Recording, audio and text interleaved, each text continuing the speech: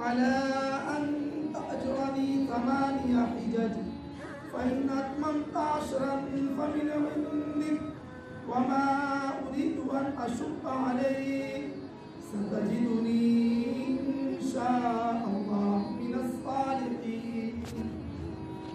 وقال رسول الله صلى الله عليه وسلم أعلنوا النكاح وجعلوه في المساجد وإياكم وهيشات الأسواق أو كما قال رسول الله صلى الله عليه وسلم. وقال رسول الله صلى الله عليه وسلم تزوجوا الودود الولود فإني أكاثر بكم الأمم. صدق الله العظيم وصدق رسوله النبي الكريم ونحن على ذلك لمن الشاهدين والشاكرين والحمد لله رب العالمين. قابل قدر حضرات علماء کرام، مہمانان اعظام، نوجوانان ملت، اس وقت ہم آپ ایک بابرکت تقریب نکاح کی مناسبت سے جمع ہے. اللہ تبارک و تعالیٰ اس تقریب کو روحانی بنائے، اللہ پاک اس تقریب کو نورانی بنائے، اللہ تبارک و تعالیٰ اس تقریب کو بابرکت بنائے.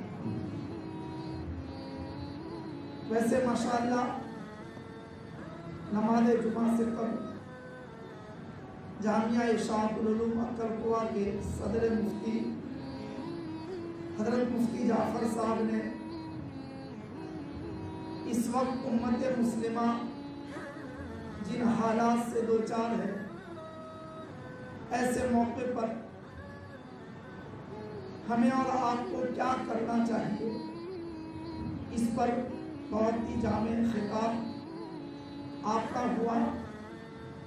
اور اس کے بعد عربی میں جس خطیب صاحب نے خطبہ دیا، انہوں نے خطبے کو، نکاح کو ایک نعمت قرار دیا اور اس سلسلے میں آیات اور روایات پیش کی. تو پھر جس امام نے نماز پڑھائی، انہوں نے بھی عام طور پر خطبہ نکاح میں جو آیت تلاوت کی جاتی ہے اس کو تلاوت کیا، اور اس کے بعد دوسری رکعت کے اندر انہوں نے بتایا کہ رشتہ ازدواج طرفین میاں بیوی ہسبینڈ وائف، اس کے لیے سامان رحمت بھی ہے اور سامان مودت بھی. تو گویا تقریباً ساری باتیں ہو چکی ہے.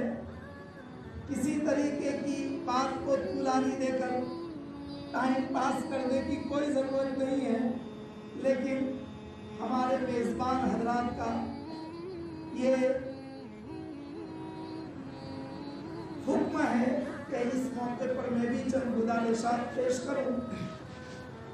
اس لیے میں نے جو عربی میں خطبہ ہوا اس کا خلاصہ آپ کے سامنے پیش کر رہا ہوں. اللہ تعالیٰ نے مجھے اور آپ کو جو نعمت دی ہے وہ نعمت ایمان و اسلام، اور اس نعمت ایمان و اسلام کی خصوصیت یہ ہے کہ ہماری ہر تقریر، ہماری ہر تحریک، ہمارا ہر عمل، ہماری ہر خوشی، ہماری ہر غمی ایسی ہونی چاہیے جس میں حکم خدا ٹوٹنے نہ پائے اور دامن مصطفیٰ چھوٹنے نہ پائے.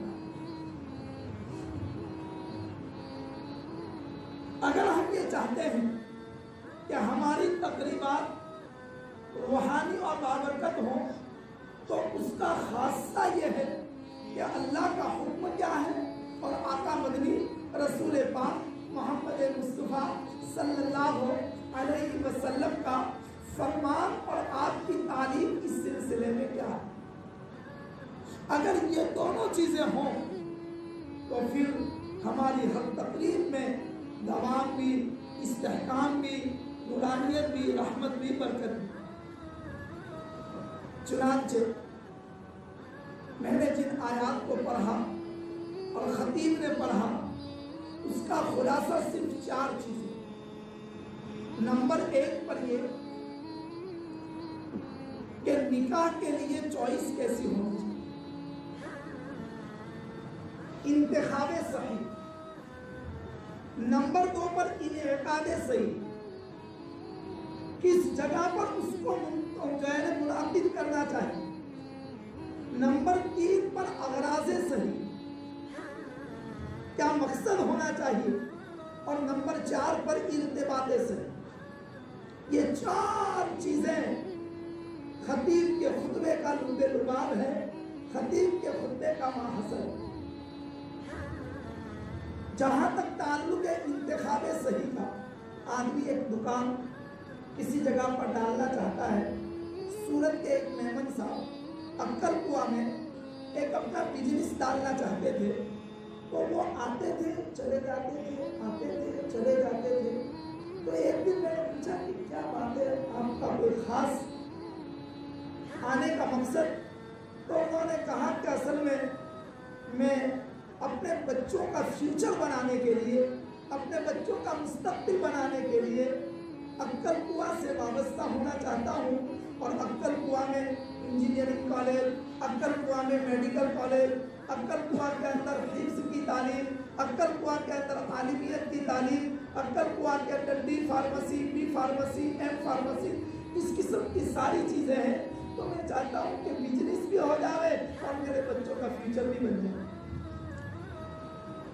تو اس کے لیے وہ 3 مہینے تک چکر کاٹتے رہے، اور اس کے بعد انہوں نے ڈیسیژن لیا کہ مجھے یہاں پر رہنا چاہیے کہ نہیں رہنا چاہیے۔ تو میں یہ کہہ رہا ہوں کہ جب کوئی آدمی کسی جگہ پر بزنس کے لیے جگہ کی چوائس کرتا ہے تو چاروں طرف دیکھتا ہے، تو ایک میاں بیوی کی زندگی، یہ زندگی بھر کا ایک معاملہ ہے، کیا اس کے لیے کسی چوائس کی ضرورت ہے؟ اس کے لیے کوئی بیسٹ چوائس نہیں ہونی چاہیے، اس کے لیے کوئی اچھا انتخاب نہیں ہونا چاہیے۔ اس کے لیے سب سے پہلی بات تو یہ ہے کہ جب کہیں کوئی نوجوان کہیں دیکھنے کے لیے جاوے تو اس وقت بار بار اہدنا الصراط المستقیم، اہدنا الصراط المستقیم صرف نماز کے اندر نہیں ہے، رائٹ وے کا مطالبہ آدمی اپنی زندگی کے ہر شعبے میں اللہ سے مانگے کہ مجھے سیدھی راہ سجائے، زندگی کے ہر شعبے میں۔ تو میں نے قرآن مقدس کی جو آیت کریمہ تلاوت کی، اس آیت کریمہ میں ایک مسافر مدین کے کنارے پر پہنچا ہوا ہے، اور وہاں پر پہنچ کر انہوں نے ایک خدمت کی، اور اس خدمت کے نتیجے میں اللہ پاک نے ان کو ایک نبی کی بیٹی دی، جو خدمت گزار تھے، وہ بھی فیوچر کا پیغمبر، اور جس کی بیٹی ان کے نکاح میں آئی ہے وہ بھی حال کا پیغمبر۔ ایک بات یاد رکھیے، علماء نے لکھا ہے اگر کسی کے بیٹے کے نکاح نہ ہو رہے ہوں یا کسی کی بیٹی کے نکاح نہ ہو رہے ہوں تو ان کو چاہیے کہ وہ کسی دین کے شعبے میں کوئی خدمت کر لے لے، اور اگر کوئی لمبا چوڑا کچھ نہ کر سکے تو کسی مسجد کے امام یا مؤذن صاحب کی خدمت کر لے لے، اللہ پاک اس کے صدقے میں اس کو بہتر سے بہتر رشتہ عطا فرمائے، بہتر رشتہ اللہ پاک عطا فرمائے۔ تو خیر انہوں نے خدمت کی، تو پھر ابا نے پوچھا کہ بھئی کیوں آپ تو بیفور ٹائم آ گئے، آج جلدی آ گئے؟ तो कहा कि एक भला मानस मिल गया जिसने हमारे साथ जो है ना ऐसा ऐसा मामला किया। तो फिर कहा कि अच्छा ऐसी बात है, चलो जाओ उनको नाश्ते पर बुलाते। तो एक बेटी ने कहा कि अब्बा तो इतना अच्छा आदमी वापस आने के बाद कि उनको अपने यहाँ सर्विस पे रख लेना चाहिए। कहा कि अपने यहाँ सर्विस पे रख लो। आलत इहदाहुमा या अबदी इस्ताजिरहु, उनको सर्विस पे रख लो। इसलिए कि सर्विस पर रखने के लिए दो चीजें होनी चाहिए, ताकतवर भी होना चाहिए, अमानतदार भी होना चाहिए।